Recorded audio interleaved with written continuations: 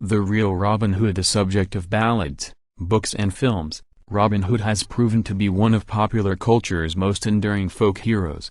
Over the course of 700 years, the outlaw from Nottinghamshire who robs from the rich to give to the poor has emerged as one of the most enduring folk heroes in popular culture and one of the most versatile. But how has the legend of Sherwood Forest's merry outlaws evolved over time? And did a real Robin Hood inspire these classic tales? Beginning in the 15th century and perhaps even earlier, Christian revelers in certain parts of England celebrated May Day with plays and games involving a Robin Hood figure with near religious significance. In the 19th century, writer-illustrators like Howard Pyle adapted the traditional tales for children, popularizing them in the United States and around the world. More recently, bringing Robin to the silver screen has become a rite of passage for directors ranging from Michael Curtiz and Ridley Scott to Terry Gilliam and Mel Brooks. Throughout Robin's existence, writers, performers and filmmakers have probed their imaginations for new incarnations that resonate with their respective audiences. In 14th century England,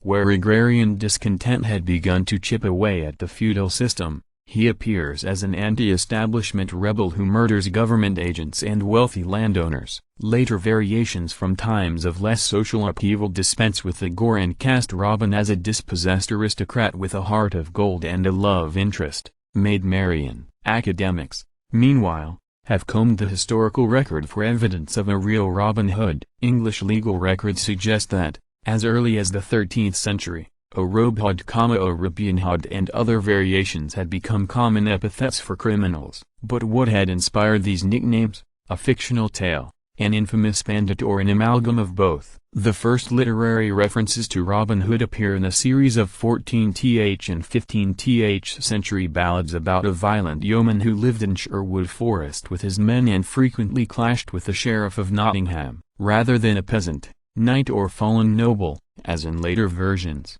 the protagonist of these medieval stories is a commoner. Little John and Will Scarlet are part of this Robin's a merry crew, meaning, at the time, an outlaw's gang. But Maid Marian, Friar Tuck and Alan a Dale would not enter the legend until later, possibly as part of the May Day rituals. While most contemporary scholars have failed to turn up solid clues, medieval chroniclers took for granted that a historical Robin Hood lived and breathed during the 12th or 13th century. The details of their accounts vary widely, however, placing him in conflicting regions and eras. Not until John Major's O History of Greater Britain, 1521, for example, is he depicted as a follower of King Richard, one of his defining characteristics in modern times. We may never know for sure whether Robin Hood ever existed outside the verses of ballads and pages of books. And even if we did, fans young and old would still surely flock to England's Nottinghamshire region for a tour of the legend's alleged former hangouts,